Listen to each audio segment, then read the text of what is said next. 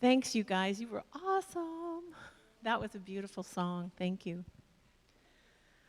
Oh, it's wonderful. I feel like I've been gone for a very long time. Right now, I would like to have a moment of thought and a moment of silence for our country right now and for all of those parents who lost all their children in Uvalde, Texas. I think that the moral outrage is correct, but as Thich Nhat Hanh said, if we want a way out, we have to go in. That as we spiritually pioneer this philosophy, this relationship that we are navigating with the divine, we must go in. We must constantly work to achieve finding peace with our inner wars within ourselves. And that's not an easy thing to do. But it is necessary. For world peace starts with us, as in our very beginning song. Let us go into silence with the intention of opening our heart to allow and discover how this event can be wiped off as a occurrence in our country on almost a monthly to weekly basis. So let us go in and take heart to look within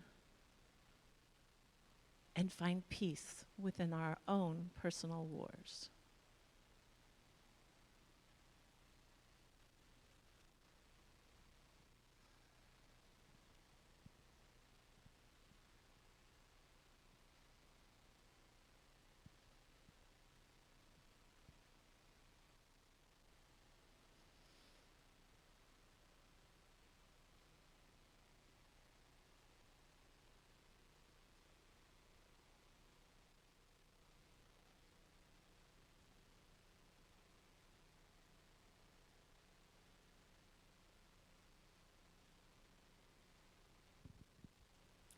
Thank you.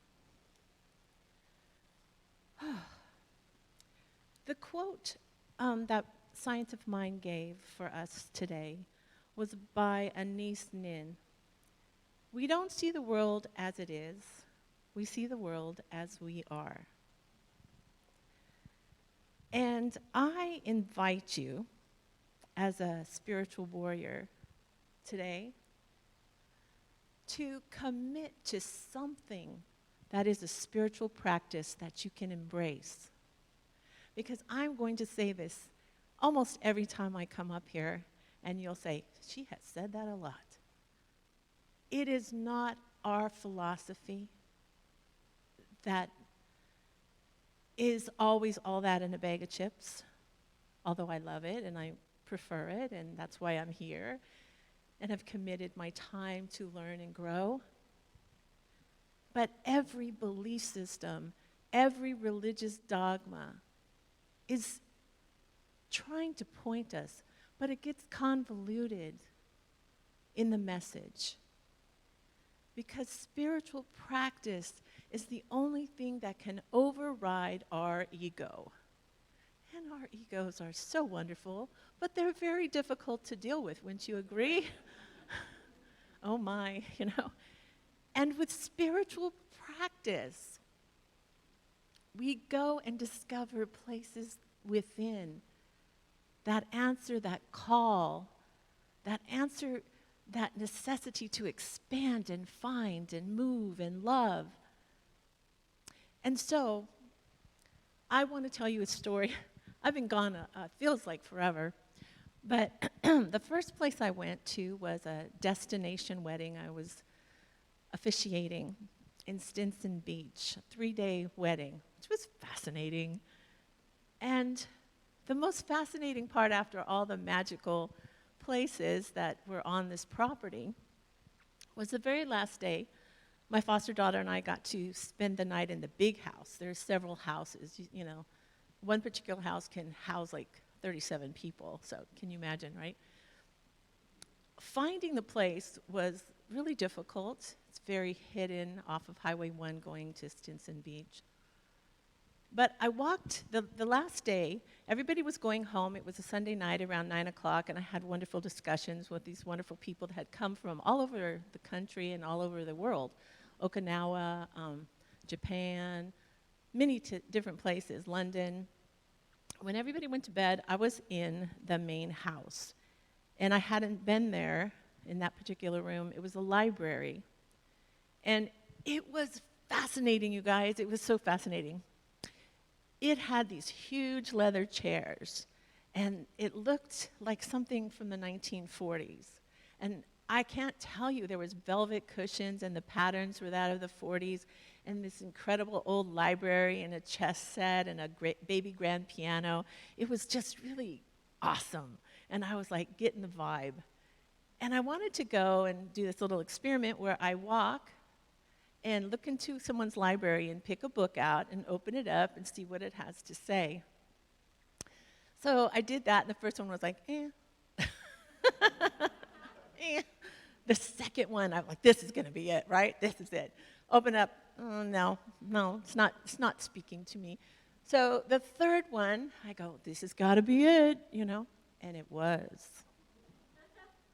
Now, I open this book up, and I am like, whoa, that's religious science. Whoa, when was this written? Okay.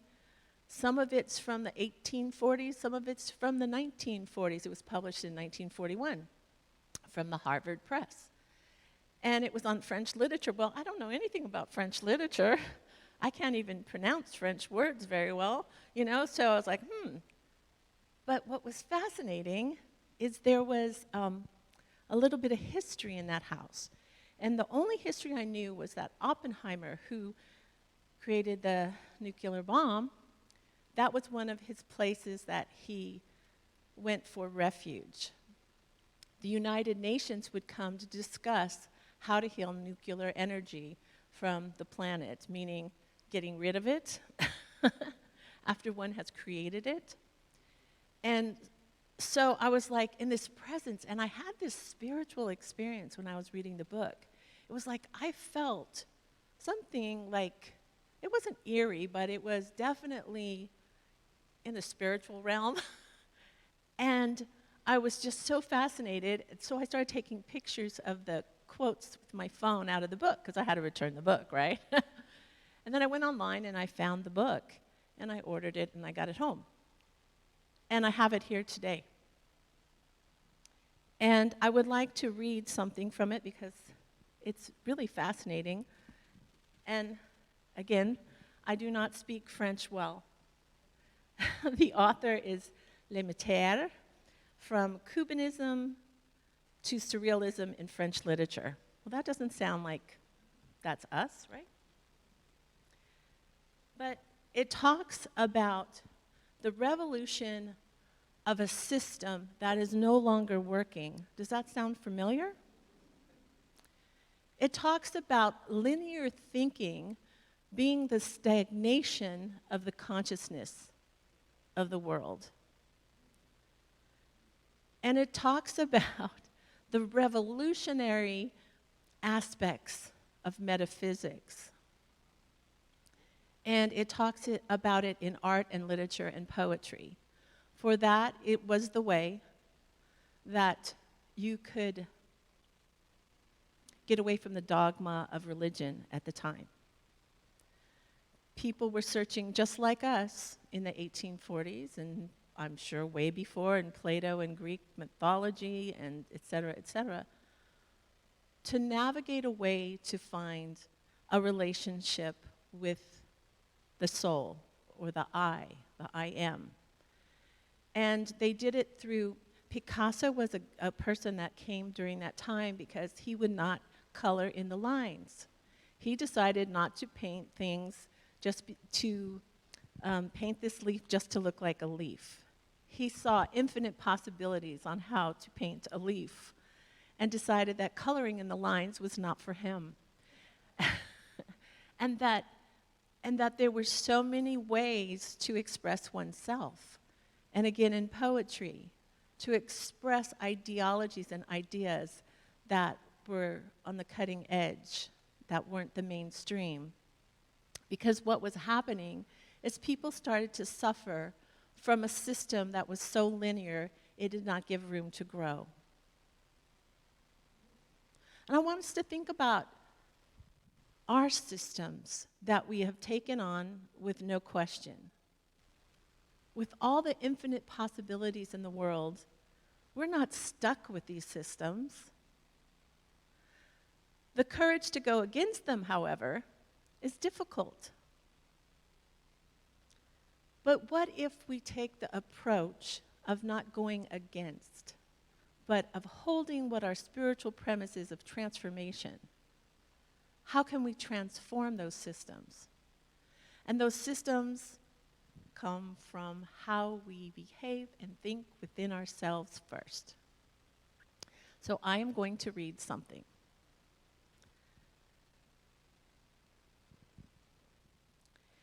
Intense spirituality cannot be achieved through careful, rational analysis, nor through cold-blooded dissection of the external aspects of the world.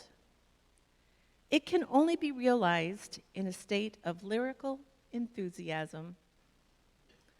When the soul of man enters into communion with the spirit of the whole cosmos, and the two vibrate together in perfect harmony, this order is to rise to this exalted state.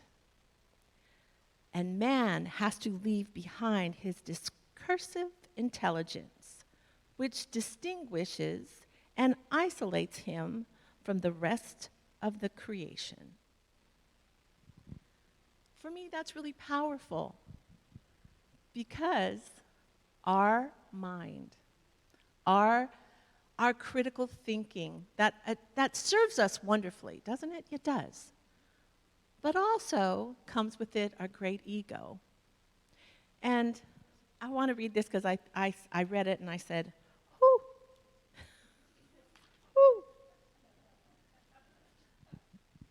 Two things. The death of my ego is the birth of my true self. Yeah, whew. And how we go about bearing that, that is part of our journey. But this, again, comes back to the paradigm of spirituality and the material paradigm.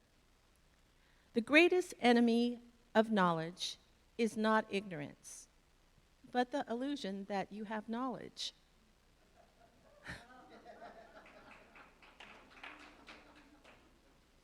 Now that's a paradox, isn't it? Okay. The greatest enemy of knowledge is not ignorance, but the illusion that you have knowledge. And that includes me. It's part of knowing on the spiritual path. Way back in the 1840s, the 1940s, when Ernest Holmes was writing the Science of Mind text, metaphysics, spirituality was coming out with great force after World War I and before World War II. Big time. And of course, during that time, science was coming up. Nuclear fission, physics, and Einstein. And so we sit here today, 2022. We've made it this far. It's pretty awesome, huh? 2022 for some of us. And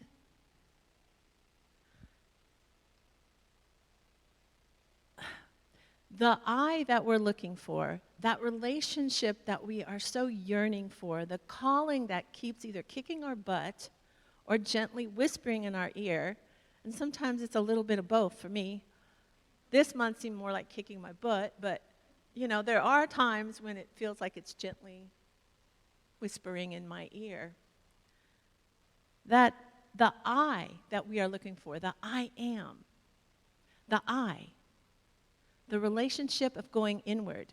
When we talk about enlightenment, enlightenment is not so that we may walk on water, so that we may have throngs of followers, that's the word. The inner journey is about the discovery of something bigger than our ego that is always calling us.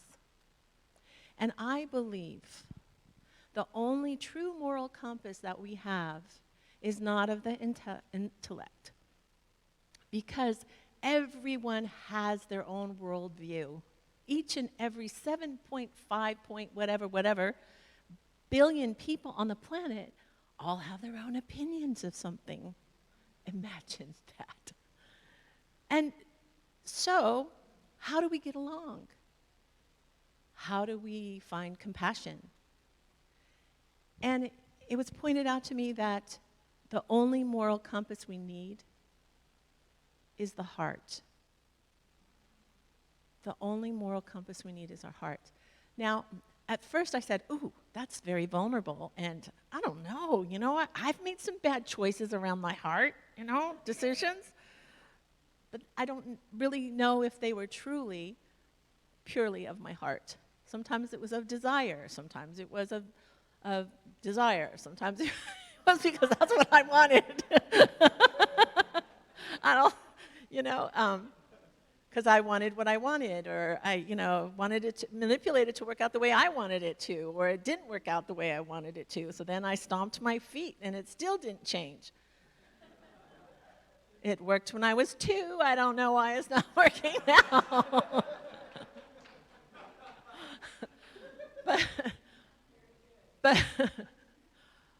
but the heart, and how we find the lessons of the heart, is through a spiritual practice. And there's no good, there's no bad. It's about a relationship we have with ourselves. And the wanting more is really about wanting to experience more of who we are, to create more, to feel more. And in order to do that, we have to work through our suffering. The young man who was 18 years old, who was so disconnected with life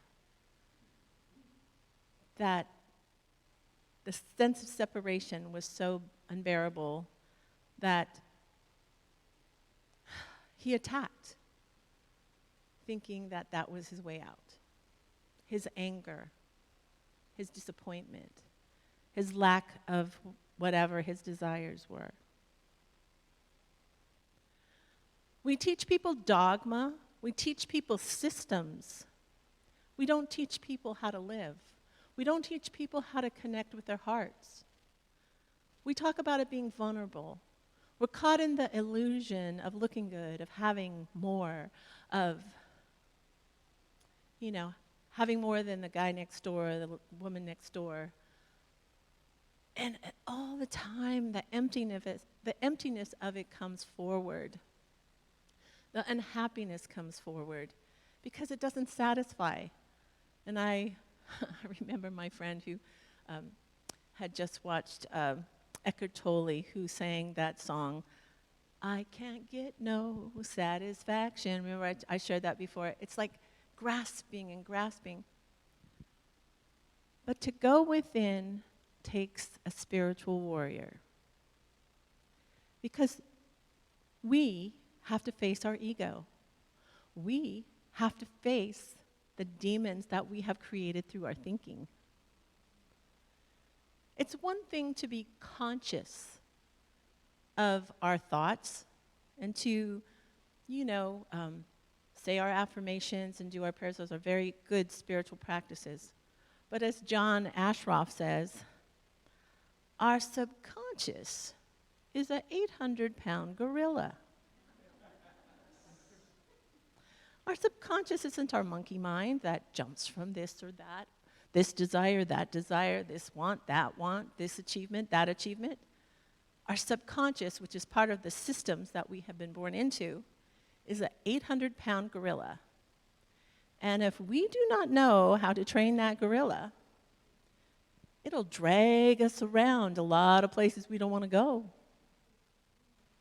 The subconscious mind. So how do we deal with our subconscious mind? Heck, I could claim ignorance. I don't know. I don't even know what's going on down there. You know?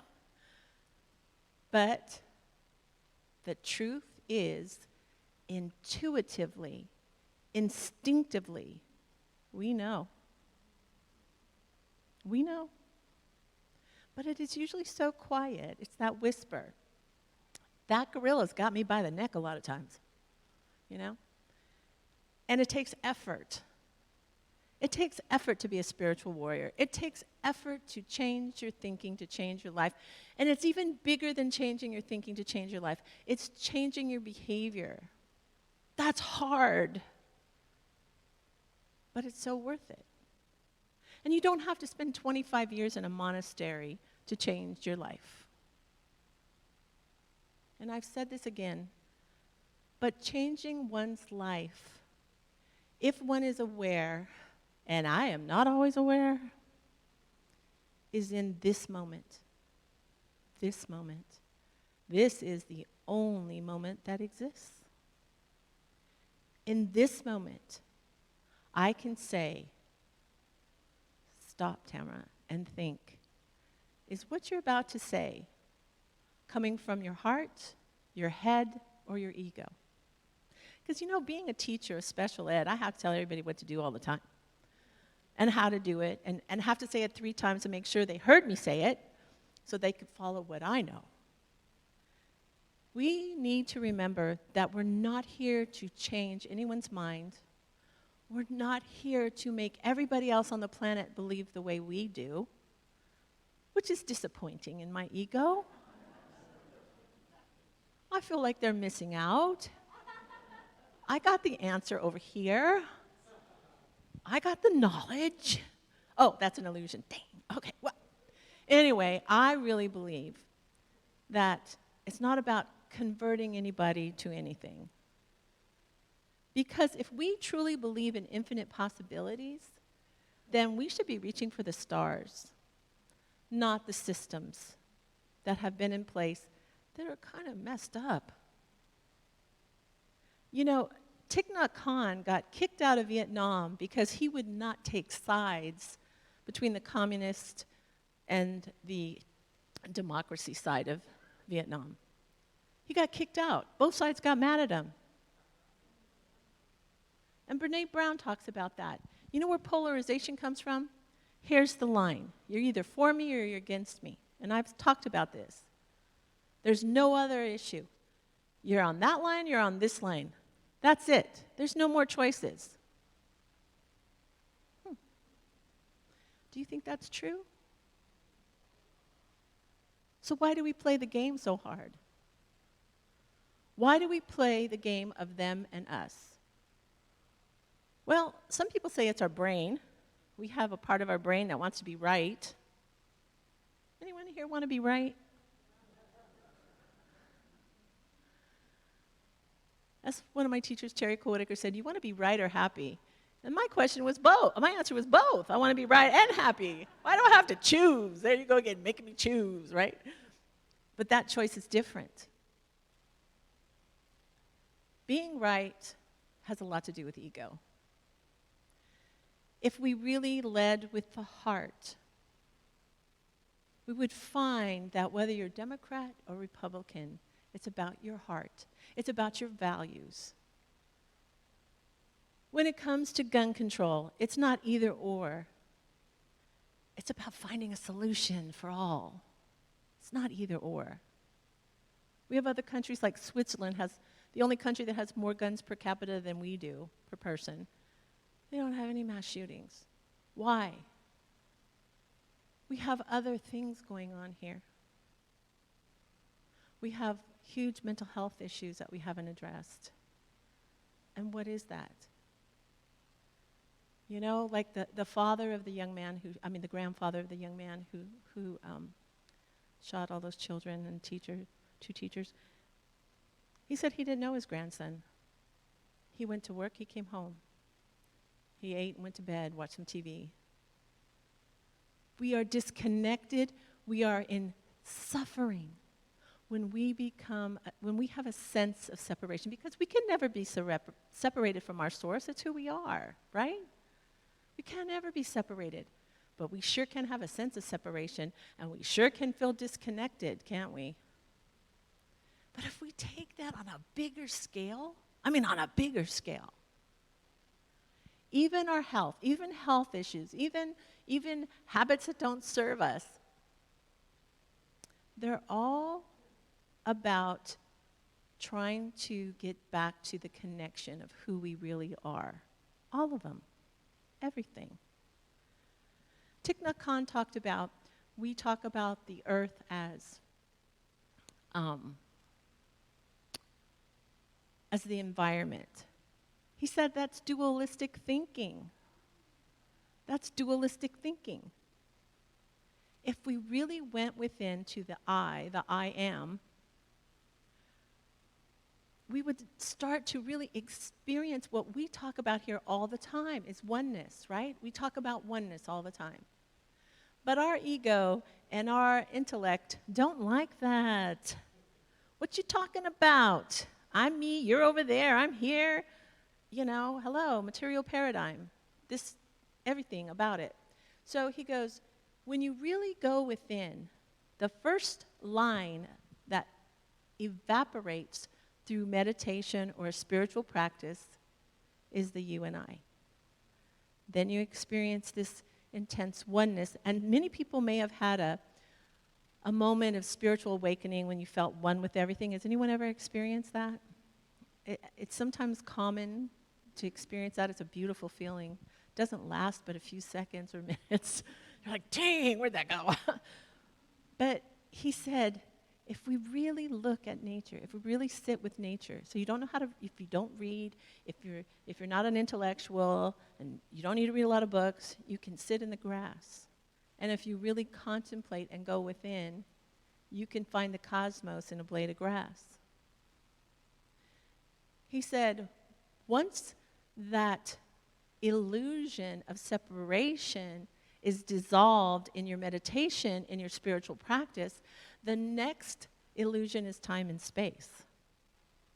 That's the next thing that goes. And he says, but what you realize is that you are the earth and the earth is you. It is oneness with the earth. And it made me think really hard. I was like, you're right. This body belongs to the earth. It is one with the earth. Everything from the earth nurtures it, nourishes it.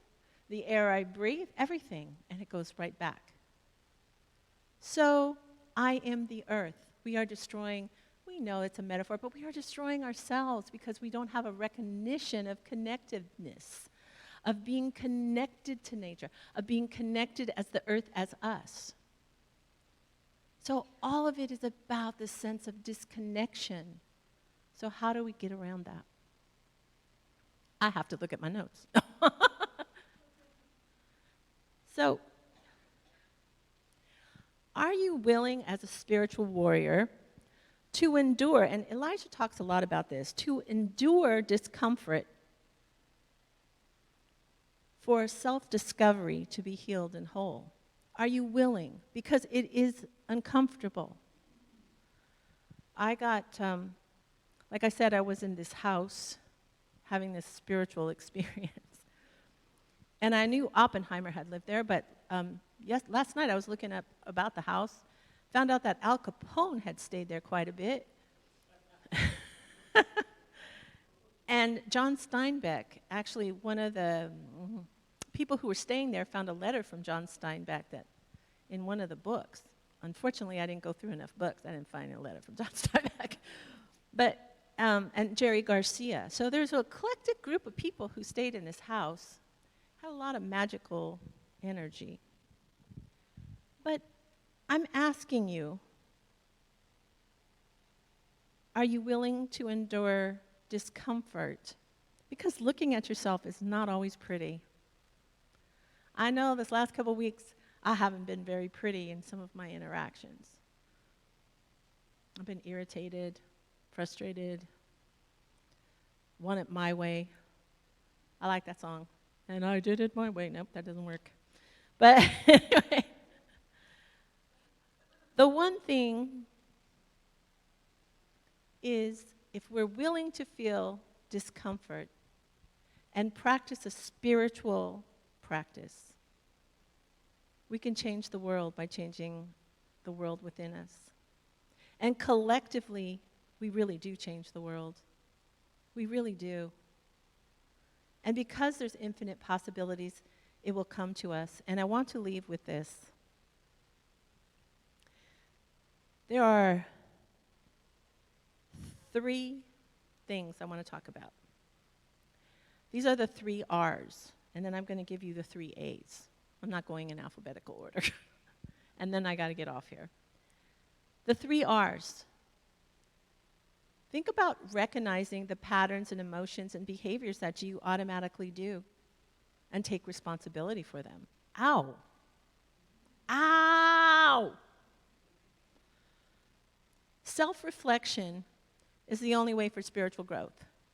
When you look within, you do your meditation, you are looking at the I am. You have to reflect and ask these questions. How'd I do today?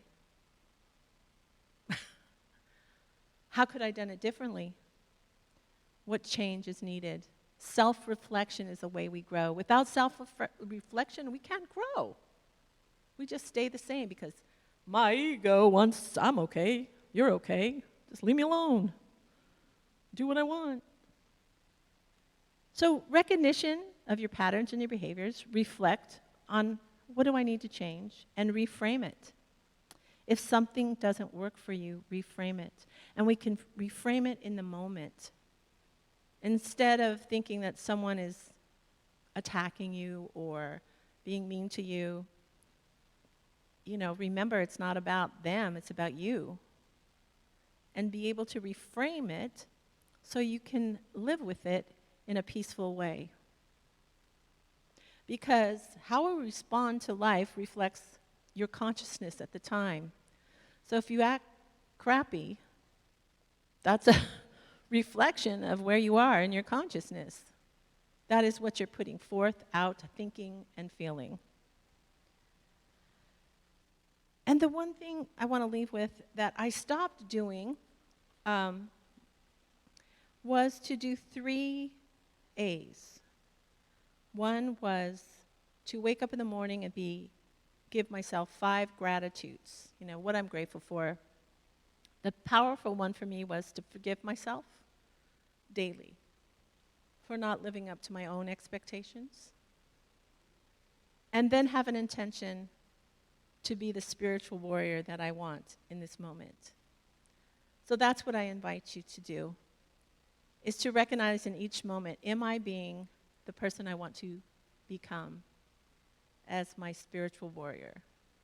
So, have a great week and namaste.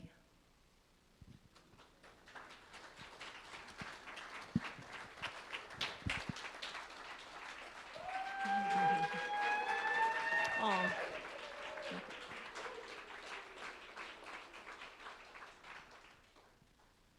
Okay, come on up, guys. Do you want me to pray or?